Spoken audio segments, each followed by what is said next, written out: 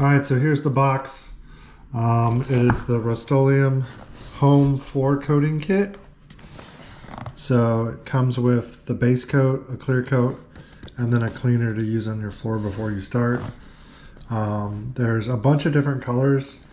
So there's two different tint bases. There's this white tint base and another one, and they all have a list of colors you can tint them to. So I went with this smoke gray color. Says it'll cover 100 square feet. So we'll see. Doing like a 4x7 or 4x8 laundry room with it. So we'll see how it does. Keep in mind, if you use white with no tint, it says it requires 2 coats, especially probably on a darker colored floor. So it's going to be 50 square feet. So keep that in mind, just something I thought about when I was reading it. But yeah, Rustoleum Home Floor Coating Kit has great reviews, so gonna give it a try, and then put it on today, and then see how it holds up. Probably do a follow-up further down the road.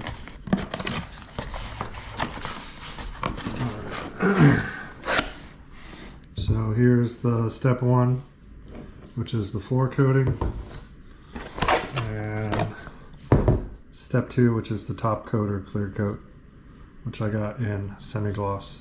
There's different sheens you can get. And then it also comes with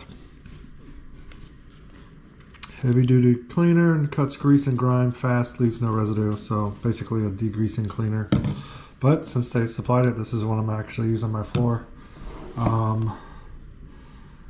Yeah, it just gives you places it can be used. I will note that for the base coat, it says to use a 3/8 snap, and for the clear coat to use a 1/4 inch snap. So I'm going to follow that. I have both sizes. No stripping, sanding, priming. It's durable, resist water, pets, kids, spills, scuffs, stains, scratches, and fading. So that's what's on the box. There are some directions kind of on the can.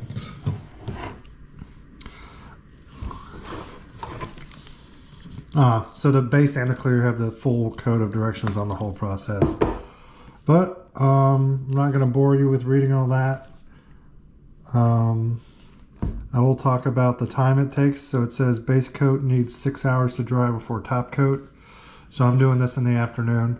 So my plan is to do the base coat, the cleaning, the prep, and the base coat today, and then just let it dry overnight, and then do the clear coat tomorrow. 24 hours with no foot traffic after the clear coat or top coat, and then takes 7 days to fully cure. What else does it say? And then at least 72 hours before you like move heavy furniture or scuff anything across it.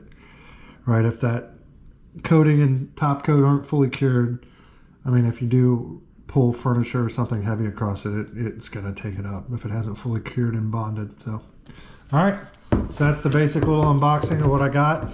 At the time of this video, this kit's like 48 bucks at Home Depot. It's not bad to do a room. Again, maybe 30-40 square feet I got, so I should have enough to maybe do a bathroom later. But yeah, without further ado, let's get started. Back in the laundry room. The vacuum mop that we have at Cold Spot, so I'm actually just going to use their cleaner they gave. So just let that sit for a few seconds, maybe see what we get here. So little parts are stubborn. I'm not too worried about them. I mean, as long as the floor's clean and degreased. Plus this little area here will get covered up by the new floor vent. But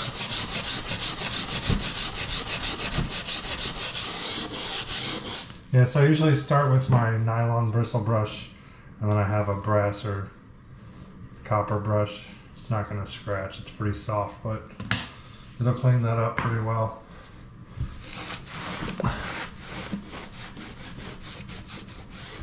So yeah, the mop wouldn't touch that stain.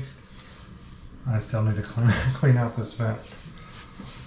At some point I'll vacuum that out and clean it. So the grease Heavy duty cleaner, cuts grease, grime fast, leaves no residue. I mean, I did wipe it up with a microfiber, but seems to work pretty well.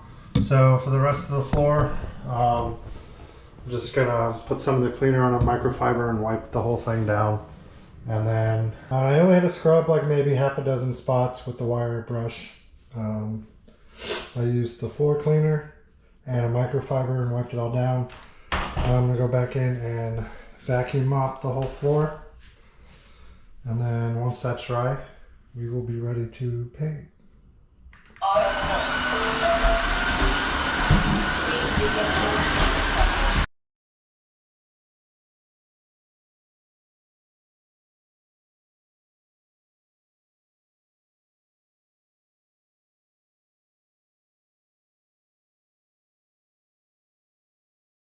But just like you'd paint a wall, I'm gonna do the edging with a brush, and then I'm gonna roll the rest with a normal 9-inch roller, 3/8 snap like it recommended. I think the only thing I'm also gonna do is I'm probably gonna brush. Well, this applies nice. I can see why it says 1 coat. Really good coverage on that. So far, I'm impressed with the product. I'm gonna brush all the grout lines too, just because they're recessed pretty deep, especially in some areas. I'll brush them, that way the rolling part is easy. So set you down and go ahead and knock this out. So a little bit of the process. So I have painted the grout lines and I'm gonna roll the rest of the tile. This paint covers really well. I'm happy with it so far. So base coats on the floor. Some immediate feedback. I would change a couple things if I had the base coat to do over again, right? So 100% hand paint with a brush the grout lines first and then roll. However, it wasn't fun. It was a lot more work and hard getting in and out of the room. So if I had to do it over again, I would hand paint all the edges and all the grout with a brush and let it dry, then come back in and roll it, instead of trying to hand do a section of the grout and then immediately roll it and work my way around. And then, you know, getting behind this door. I thought about, you know, knocking out the hinge bolts and removing the door, so it would be easier to get this section, but I want to be able to shut the door to keep the dogs and kids out of here, so that wasn't an option. But maybe that's an option for you. Remove the door to make it easy to get under the door area if you have a door in your space, and maybe put up a kitty or doggy gate or what have you. But I like the product. It went down nice. Now that it's drying, I don't know if that's coming up on the camera. I don't know if that's a color change from drying, because that's where I started, or if I have some thin spots. So verdict is still out whether I'm gonna need a second coat.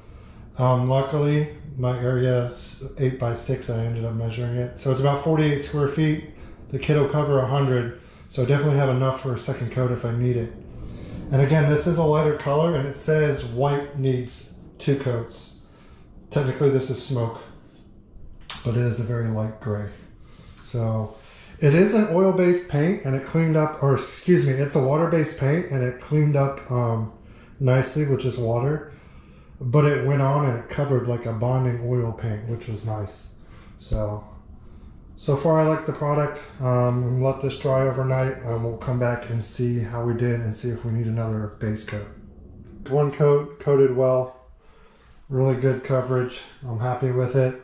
I haven't put the top coat on yet because we decided to do a stencil overlay. So we're going to use the same color Nocturne Blue we did on the cabinets and do a pattern on the floor. Since it's 12-inch by 12-inch tiles, we picked up some stencils, and I'll show you those. All right, so here are the stencils we got. So you can get like an 8-pack, different design stencils. It was like 10, 12 bucks on Amazon. So we got a couple packs of those. Just had some laid out to pick from. So the wife picked out this design right here. So gonna go ahead and start stenciling the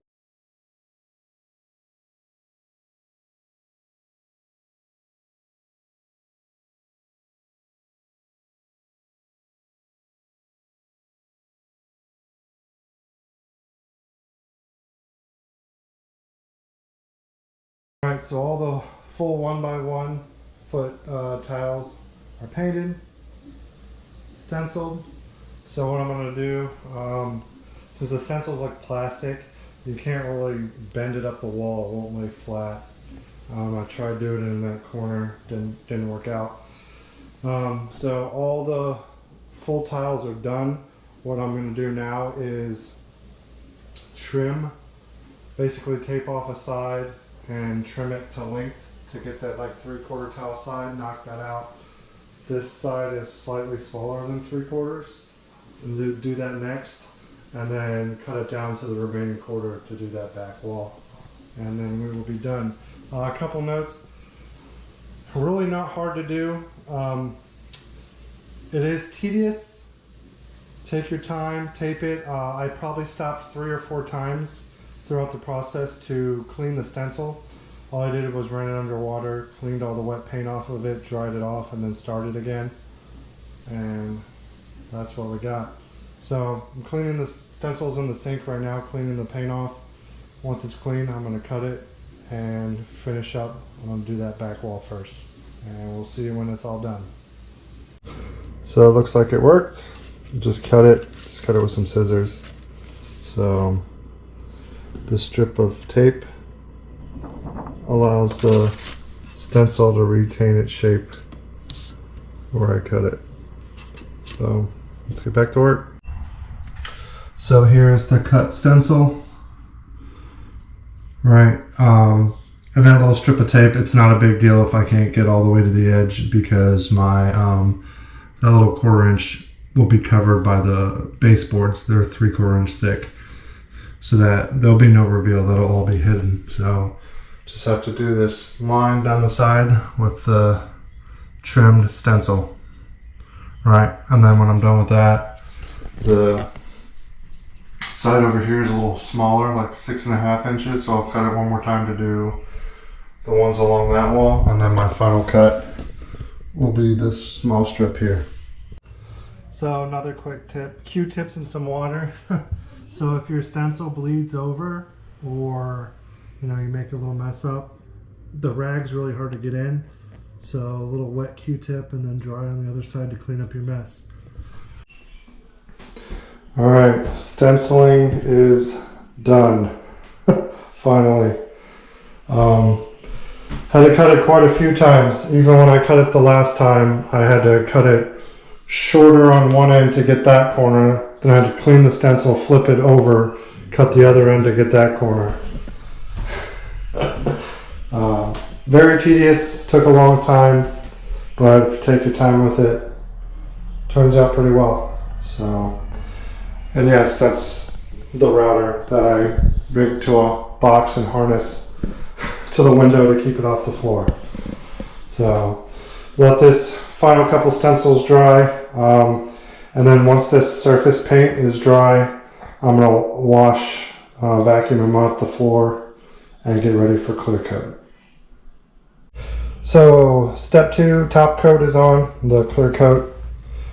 It is a semi-gloss, it is still wet, so it is quite shiny right now. Couple notes for the top coat. It's so thin, I didn't have to paint brush the grout lines. I just used the brush on the trim details and around the edges, and then I rolled the whole thing. Also, it covers really well, you don't need much. So it gives you equal amounts of base coat and top coat, but I only use like 25% of the top coat to do this much. And don't put it on too thick. The directions say 1 thin coat's all you need. So yeah, let this dry for a day or 2 and we'll come back and see what we got. Alright, floor is done, top coat is dry. Time to see the final product, right? So here we go. As you can see, I have the baseboard trim back in, and then I also just went ahead and put in the new floor register. Try to give you shots of the whole floor.